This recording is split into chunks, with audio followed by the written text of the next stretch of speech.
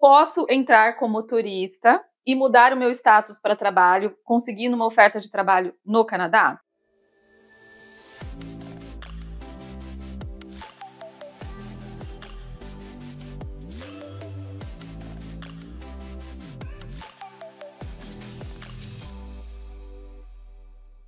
Olá, pessoal, tudo bem? Bem-vindos ao meu canal. Eu sou Karine Ano, sou consultora de imigração e eu te ajudo a trabalhar, estudar e a imigrar para o Canadá. No vídeo de hoje, eu quero abordar uma das coisas que mais me perguntam, seja por comentários no Instagram, seja por comentários aqui no YouTube e também nas consultas que eu faço regularmente. Posso entrar como turista e mudar o meu status para trabalho, conseguindo uma oferta de trabalho no Canadá? Em tese, sim. A questão é, as pessoas querem vir da forma que eles a consideram que seja mais rápida possível, que é como turista, entrar aqui com visto de visitante ou Electronic Travel Authorization e, chegando aqui, conseguir uma oferta de trabalho e aí, com essa oferta de trabalho, fazer ali a mudança de status para um visto de trabalho ou uma permissão de trabalho. Mas o quão realístico é esse cenário que eu coloquei aqui para vocês? Então, eu vou falar um pouquinho de quais são as formas de se conseguir uma permissão de trabalho aqui no Canadá, e aí falar um pouco de qual a dificuldade,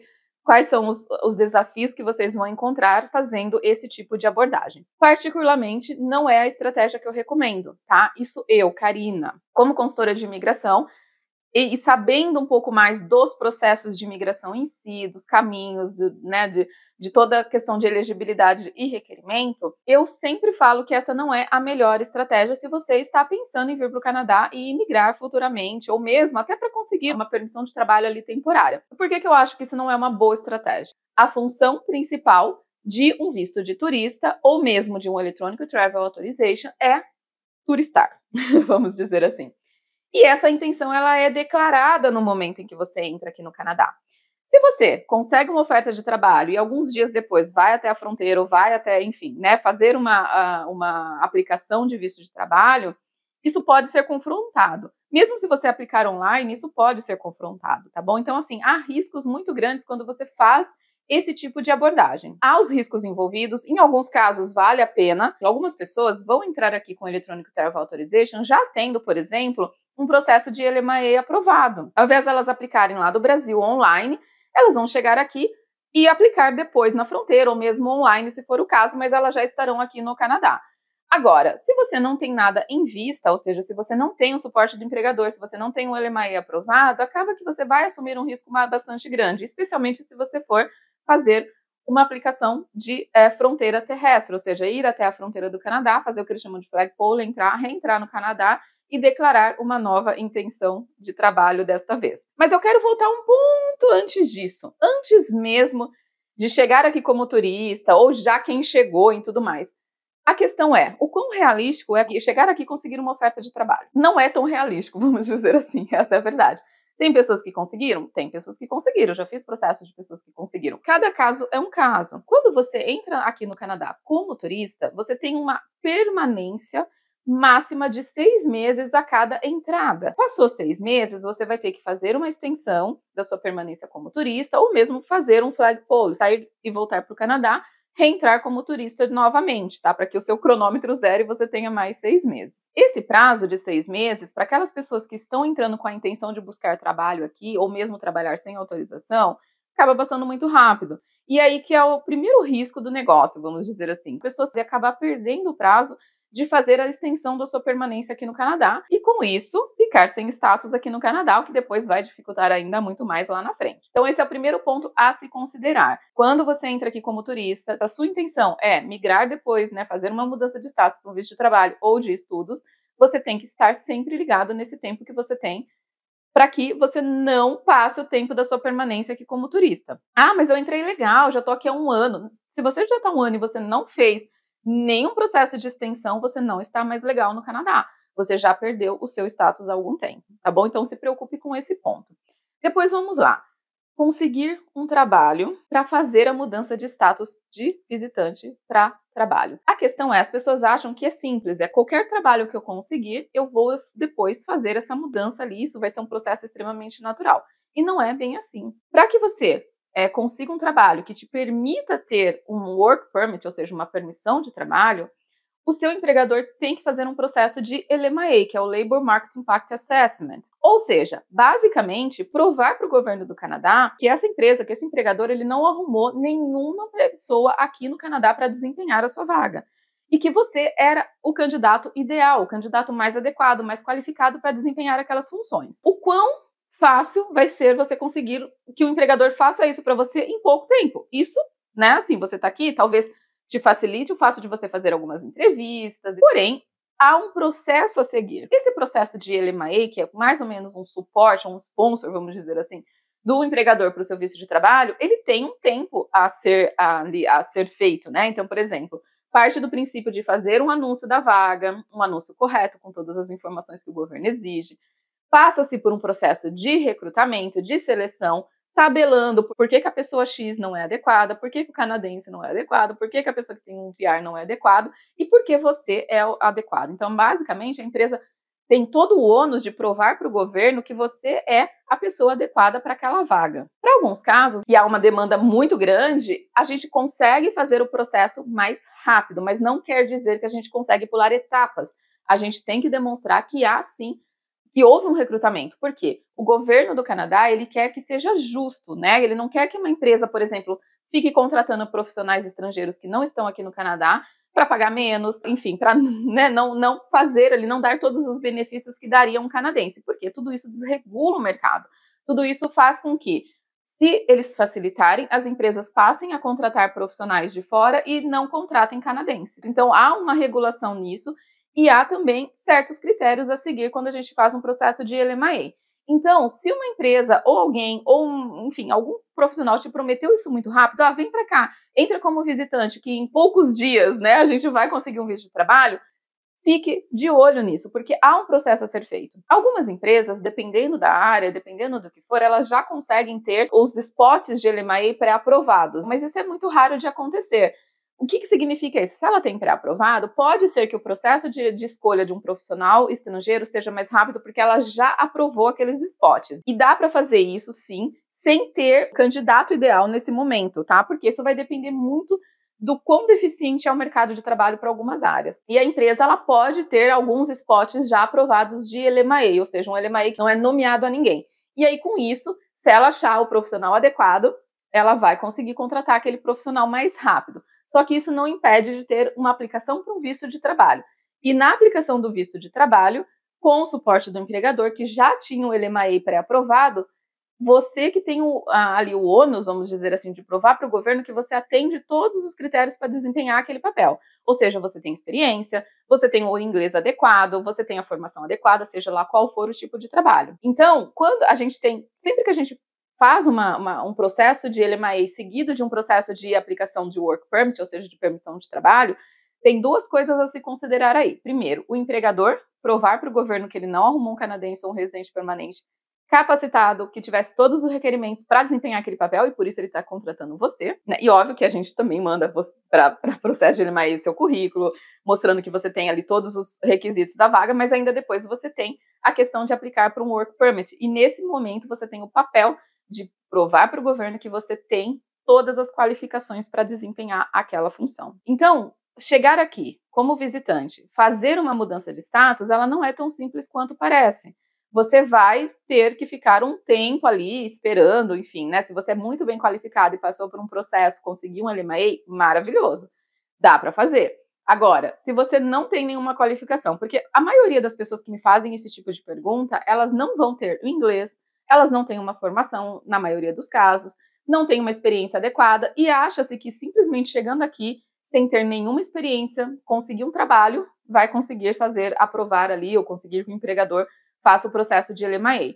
Gente, isso não é muito realístico, isso na verdade é bem complicado. Eu já vi muitas pessoas fazerem isso e chegando aqui elas começam a trabalhar de forma irregular e vão ficando. E aí depois, passou anos trabalhando sem visto de trabalho, sem permissão de trabalho, e fica muito mais difícil regularizar o status depois. Então tem que tomar muito cuidado. Eu não quero que desencorajar ninguém, eu só quero trazer a informação para vocês. Ah, Karina, a fulano conseguiu, ouvi falar de gente que conseguiu. É possível, gente, é possível. Mas não é uma realidade para todo mundo. Então você tem que estar ciente dos riscos que você corre nesse tipo de processo. Quero entrar no Canadá como visitante? Ok. Se olhe primeiro no sentido assim, ok, eu vou chegar lá, eu já tenho empregadores que eu já fiz contatos, eu já tenho entrevistas marcadas, eu tenho um inglês bom para passar numa entrevista, qual que é a minha experiência, qual que é o tipo de vaga que eu vou conseguir, tá? Por quê? Cabe a nós depois, quando for aplicar para sua permissão de trabalho, a gente provar, a gente demonstrar que você tem as qualificações necessárias para o cargo. Existem campos que a gente tem uma facilidade maior, áreas de trabalho que a gente tem uma facilidade por conta do processo em si. Por exemplo, profissionais de tecnologia, existe um programa que chama Global Talent Stream, onde as empresas de tecnologia que precisam contratar esses profissionais, elas têm facilidades pelo governo, no sentido assim, de ser um processo mais rápido. Ou seja, o Global Talent Stream vai tirar o ônus da empresa de demonstrar que ela não conseguiu um canadense ou um residente permanente para fazer o processo. Então, a gente tem um processo um pouco mais rápido nesse sentido, porque não precisa deixar a vaga anunciada, não precisa fazer todo um tabelamento de quantos candidatos escreveram para a vaga, quais eram as qualificações e por que eles foram eliminados. Ou seja, a gente não tem a parte de recrutamento para ser mostrada, no geral. E é um processo, um tipo de programa com processamento mais rápido. Por exemplo, um Global Talent Stream, ele pode levar 30 dias no máximo, sendo 15 dias para a gente fazer o processo de aprovação, que é como se fosse um LMIA. Basicamente é um LMIA, mas enfim. E aí depois a gente tem toda a aplicação do visto de trabalho, ou permissão de trabalho, que vai levar mais ou menos 15 dias para a pessoa, ou seja, já ter isso aprovado. Então é um processo bastante acelerado, porque o governo entende a demanda, o governo entende que empresas nesse segmento que vão procurar profissionais numa área que anda tão rápido, elas não podem ficar em desvantagem competitiva. Não tem só cargos de tecnologia ali também, tá? Enfim, tem alguns cargos adicionais, porém, no geral, o Global Talent Stream é para áreas de tecnologia ou áreas extremamente técnicas, vamos dizer assim. Depois disso, a gente tem algumas modalidades como o Francophone Mobility, que é para candidatos que têm um nível de francês, de CLB5 pelo menos, que é um pré-intermediário, que estão se candidatando ou vão entrar em empresas que colocam ali na posição que precisa de um francês essencial ali para o trabalho, então isso é um facilitador. E aí existem programas de International Agreements, como o Work Holiday Visa, por exemplo, que nem precisa de Job Offer, né? Mas, enfim, duas modalidades do Young Professionals têm a questão da Job Offer, que, enfim, né, que facilita ali, né, e outros processos que eu já falei aqui num vídeo também, sobre NAFTA, CUSMA, enfim, né, países ali que têm acordos bilaterais com o Canadá. Fora isso, se você não se enquadra em nenhuma dessas categorias, você vai se enquadrar num processo de LMIA convencional. E o processo de LMIA convencional, ele vai durar mais ou menos, vamos pensar assim, ó, no melhor cenário, você já chegou aqui, você já conseguiu o trabalho. Conseguir o trabalho, se a empresa não fez a parte de recrutamento corretamente, a gente tem que fazer novamente, porque o governo tem certos critérios que eles colocam ali desde o anúncio da vaga, que precisam ser seguidos, até toda a parte de recrutamento, que precisa ser demonstrada e tudo mais. Então, por exemplo, se você chegou aqui, em algum primeiro mês já conseguiu o trabalho, se a gente tiver que começar tudo do zero o processo, são 4 semanas, só para deixar a vaga anunciada, e um dos sites obrigatórios é o Job Bank, por exemplo, que é um site do governo. Depois disso, a gente tem mais outros 2 sites, pelo menos, de circulação local e nacional, onde precisa essa vaga estar anunciada. Feito isso, todo em conjunto com o RH da empresa, a gente tem que fazer toda a parte de tabelamento disso, ou seja, quantas pessoas se candidataram para a vaga? De todas as que se candidataram, quais deram os matches na vaga de pelo menos 70% dos DURs que estão sendo colocados ali como requerimento para aquele candidato atender? Desses que deram o match na vaga, quantos foram?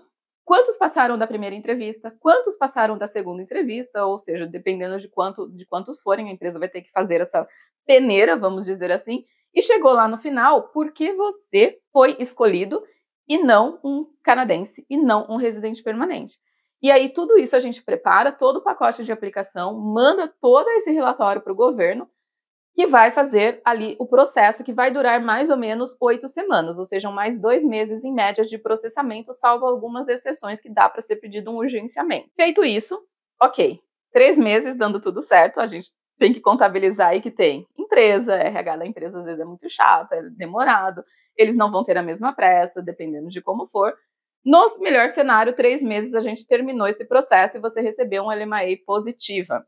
Com isso, é possível fazer uma aplicação de fronteira, ou uma aplicação online. Normalmente, quem está fora do Canadá vai fazer uma aplicação online e eu sempre recomendo que se faça online, apesar de ter um tempo de processamento maior.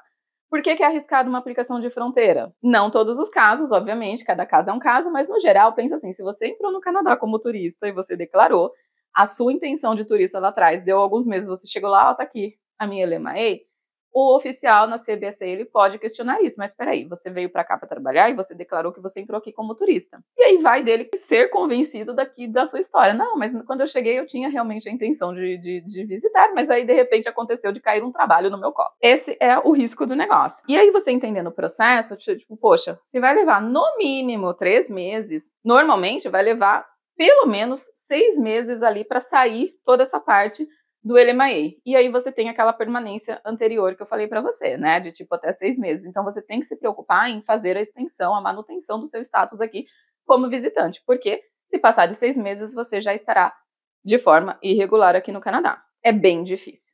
Poucas pessoas conseguem isso. É impossível? Não é impossível. É o mais recomendado? Não é o mais recomendado. Eu sou super a favor de fazer visitas exploratórias. Por exemplo, eu acho que se você tem uma condição de aplicar para uma vaga, você está avançando na vaga, você está sentindo que a empresa está super ok de te contratar, poxa, fazer uma visita exploratória, se talvez uma entrevista presencial vai melhorar as suas chances, acho super legal. Mas, poxa, volta para o seu país de origem, volta para o Brasil, faz todo o processo de lá e tudo mais, porque se a empresa estiver disposta a te contratar, ela vai aguardar esse tempo, ela vai fazer o processo para você. Ah, vou ficar no Canadá me arriscando? Lembra que o tempo que você está aqui como visitante, você não pode trabalhar. Se você estiver trabalhando de forma ilegal, você está colocando o seu plano em risco. E aí, depois que saiu todo esse bafafá de construção, de todas as demandas na área de construção e tudo mais, muita gente que tem experiência na área de construção ao redor do mundo, não vou falar só Brasil, mas brasileiros são os que me procuram mais, vem questionando essa questão de tipo, poxa, eu posso entrar como visitante e depois conseguir no trabalho, eu vou conseguir ter o visto de trabalho? É uma área de extrema demanda. Pode ser que tenha facilitações aí num futuro próximo, não sei, mas eu acho bem arriscado, tá? Por quê? No geral, sabemos que a área de construção civil ela é muito informal.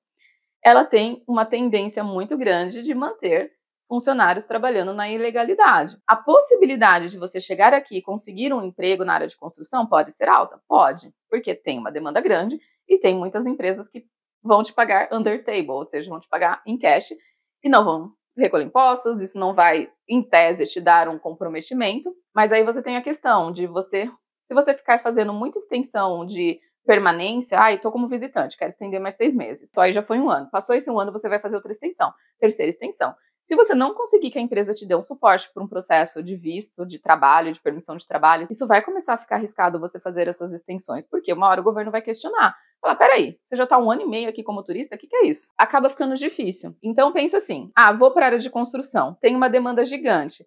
Tem possibilidade de ter LMAE na área de construção?